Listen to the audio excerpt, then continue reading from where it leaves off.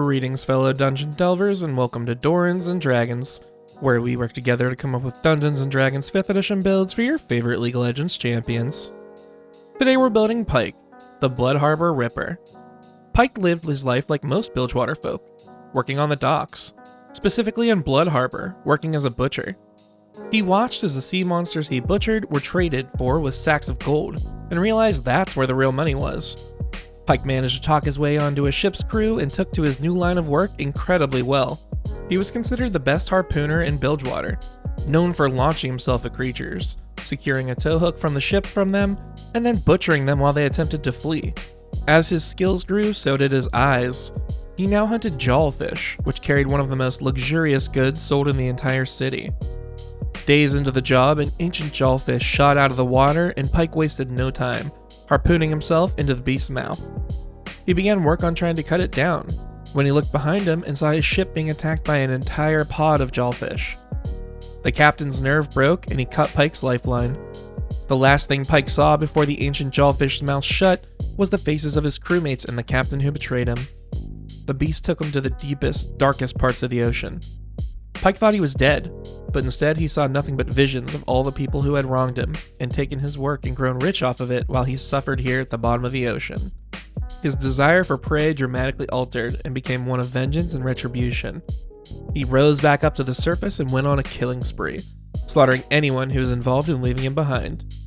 The city of monster hunters was now being hunted by a monster, and it doesn't seem like they have a chance. Before we get started with the build, go ahead and like the video and hit that subscribe button so you're always notified when we release our builds. We'd like to take a minute and thank our awesome patrons over on Patreon who support us every month. Thanks for helping us keep the lights on and the ADCs on the hook. If you like our videos and want to support the channel, come join us over on Patreon today for just $1 to get access to our awesome Discord community where we talk League and D&D all day long. Alright, now let's get into it. Here's a quick preview of the build. For race, we're going with Reborn. Per usual, our stats are going to be determined using the standard array. For our stat priorities, we're going to max dexterity and dump strength. We do have a multi-class requirement of 13 in dexterity. Our leveling path is going to be levels 1 through 4 in Rogue, bounce over to Fighter for 3 levels, and then finish off the build as a Rogue. Pyke's passive, Gift of the Drowned Ones, will come from Second Wind. Our Q, Bone Skewer, is going to come from Thorn Whip. His W, Ghostwater Dive, is from Psychic Veil. Our E, Phantom Undertow, will come from Ren Mine. And finally, we get our ultimate, Death from Below, with Action Surge and Sweeping Attack. For race, we're going with Reborn, because nothing says drowned and come back to life at the bottom of the sea like Reborn, am I right? Choosing Reborn is going to let us bump our dexterity by 2 and our charisma by 1. Then Reborn choose their ancestral legacy, giving them 2 skill proficiencies. We're obviously very good with our hands and lasting out on the water for long stretches at a time, so we'll take Sleight of Hand and Survival. Deathless nature is going to give us some small features reflective of being dead before, like advantage on poison and disease saves and resistance to poison damage, advantage on death saves, not needing to eat, drink, breathe, or sleep, plus magic can't put us to sleep.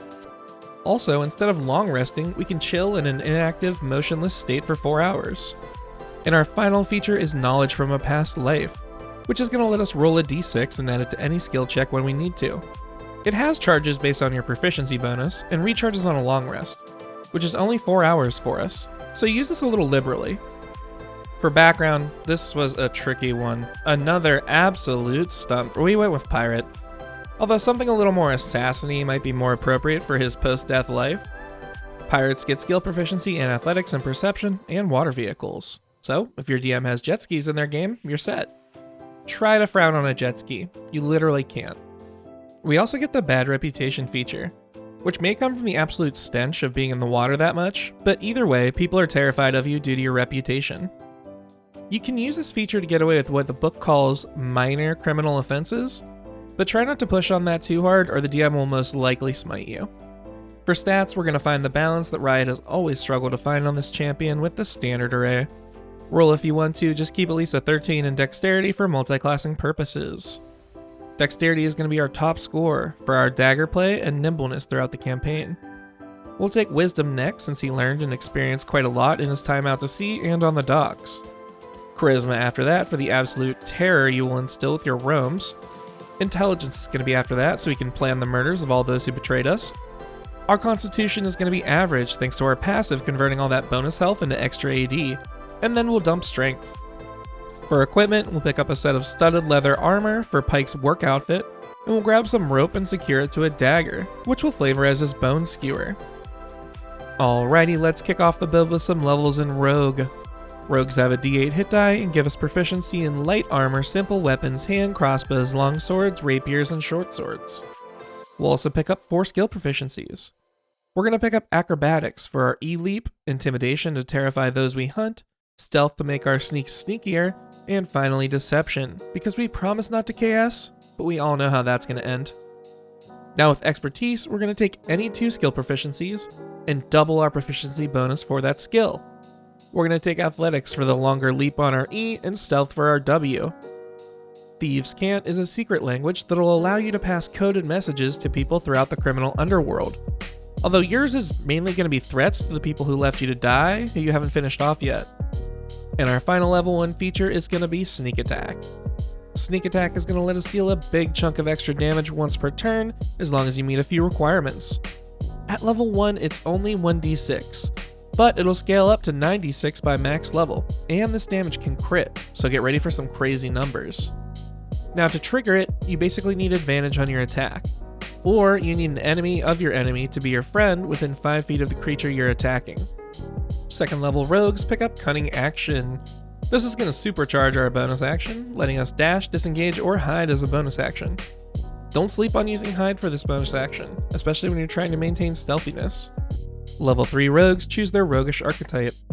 We're going to tap into the powers awakened in us down in the depths of the ocean with the Soul Knife. This is going to awaken our psionic power, giving us a pool of psionic energy die equal to twice our proficiency bonus. With those die, we can use Psi Bolstered Knack, which lets us add a psionic die roll to any skill or tool check we fail. But the nice part is, the die is only expended if the roll changes into a success. You can also use the die to establish a telepathic bond between a group of people as long as they stay within a mile of you. This feature also gives you a free use of it once per long rest, so make sure you're always using these powers. And our final feature is going to be Psychic Blades, letting us create a psychic dagger that deals 1d6 psychic damage and gives us a bonus action to attack with it as well. 4th level rogues gain the first ability score improvement of the build. As always, we're going to go through all of them here so you can choose for yourself along the way. At Rogue 4, we're going to take the Magic Initiate Druid feat to learn the Thorn Whip spell for our Q. Work with your DM to flavor this as your Bone Skewer instead of the Vine Whip, but you'll make a spell attack roll against the creature, dealing 1d6 piercing if it hits, and if the creature is large or smaller, you pull it 10 feet closer to you. At Rogue 8, we're going to pick up the Mobile feat for some speed. We'll boost our base speed by 10 feet, and now ignore difficult terrain when we're dashing. Also, as long as we've attempted a melee attack on a creature, we don't provoke opportunity attacks from it for the rest of our turn. At Rogue 10, we're going to balance our dexterity score with the Athlete feat, picking up some movement on our E as well. Athlete gives us a few small features on top of the +1 dex, like prone to standing only costing 5 feet, climbing doesn't cost extra movement, and we can make our E leap after only moving 5 feet rather than 10. At Rogue 12, we'll max our dex score with 2 points, and at Rogue 16, we'll bump our Q spell attack roll with 2 points in Wisdom. Alrighty, now that we've got some levels in Rogue down and our Q, we'll move on over to Fighter to open up our martial abilities and pick up our passive and ultimate as well. Fighters have a D8 hit die and are going to give us proficiencies in medium armor, shields, and all martial weapons now. We're also going to choose a fighting style to specialize in, and we'll go with dueling to make our dagger play better. This is going to give us a flat +2 to our damage as long as we only use one weapon and keep it in a single hand. We'll pick up the regen powers of our passive with Second Wind. Once per rest, you can use a bonus action to heal back 1d10 plus your fighter level. This actually feels like a good representation of Pyke's passive, because you can slink away and lick your wounds just like he does when heading back to bot lane after a failed mid lane gank. Second level fighters gain one of the best features in the game, Action Surge, letting you push yourself once per rest to take an additional action on your turn. We're going to use that in conjunction with what we get next level to try and create Pyke's ultimate. Speaking of next level, level 3 fighters choose their martial archetype. We're going with Battle Master to try and get some splash damage out there. Haha, splash damage. Because he's a watery assassin? Haha. We're going to get a pool of combat superiority die to use with our Battle Master maneuvers. Now, what maneuvers are we going with this time? Good question. We'll take Sweeping Attack first for our ultimate, which we can use when we hit a creature with a melee attack. You pick another creature within 5 feet of it, and if the same attack roll would have hit it as well, you can roll your combat superiority die and smack them with the damage equal to whatever you rolled. So basically, we'll get all 4 prongs of the ultimate by attacking, Sweeping Attack off that first attack, Action Surge, attack again, and Sweeping Attack off that as well. Trip Attack is going to be a sloppy version of the stun on our E. Whenever you land a melee attack, you can spend a superiority die to force a strength save on that creature, knocking it prone if it fails. You also get to add whatever you rolled on the superiority die and damage. For our final maneuver, we'll get the uncharged version of our Q with lunging attack. This one's pretty simple, just extend our range by 5 feet, and letting us add damage to the attack based on whatever you rolled on the superiority die. And now that we've got all we need out of the fighter class, we'll slide back into the Rogues DMs. Level 5 Rogues get Uncanny Dodge, letting us use our reaction anytime we're hit with an attack to cut that damage in half. Level 6 Rogues get to add Expertise to 2 more skills. We're going to take Acrobatics and Intimidation. Level 7 Rogues gain Evasion, letting us take no damage on successful dex saves and half damage on any dex saves we fail.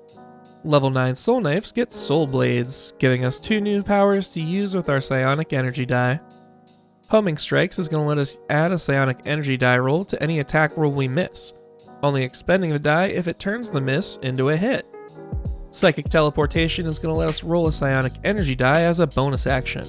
We'll multiply that roll by 10 feet and chuck our Psychic Blade up to that max distance. We then teleport to that blade and it vanishes. Level 11 Rogues gain Reliable Talent, giving them a floor of 10 with all skills they're proficient in, meaning even when you roll a nat 1, it still technically counts as a 10.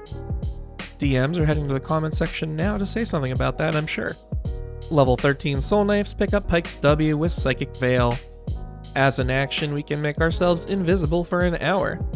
The invisibility drops as soon as you deal damage, but you can recast it after you're free once per rest use by expending a single Psionic Energy die. 14th level Rogues gain Blind Sense, letting you know of any creature hidden or invisible as long as you can hear it and it's within 10 feet of you. Level 15 Rogues pick up Slippery Mind, giving us proficiency in Wisdom saving throws. And we'll cap off the build by picking up our E with the Soul Knife's level 17 feature, Rend Mind. Whenever we deal sneak attack damage to a creature, we can force a Wisdom save on the creature, stunning it for a minute if it fails. Now normally you can only do it once per long rest. However, if you're willing to dump 3 Psionic Energy die, you can recharge the feature and use it again. Alright, now that we've completed the build, let's see how we did. First, the good. We've got the deep sea, revenge-seeking, invisible assassin theme down pat. I mean, going invisible 13 times per rest potentially? That's insane. We also deal a ton of damage, thanks to sneak attack and our Battlemaster maneuvers. Now the bad. The only real downside to this build is we only have about 100 hit points, and we have no real magical utility to speak of other than our psychic powers. Thankfully, Rogue has tons of defensive features built in, and we have a mid laner if we need any real magical utility, so we should be fine. Also, D&D doesn't have any executes built in, but we did our best with what we could. So, what'd you think? I've included a link to this build via D&D Beyond in the description below, as well as Amazon links to the books used in this build. If you enjoy this type of content, please consider supporting us on Patreon. We have a few awesome rewards, and you get access to our great Discord community. We plan on churning out one League Champion build every week. Thanks for watching, and hopefully we'll catch you on the Rift, or in the Forgotten Realms.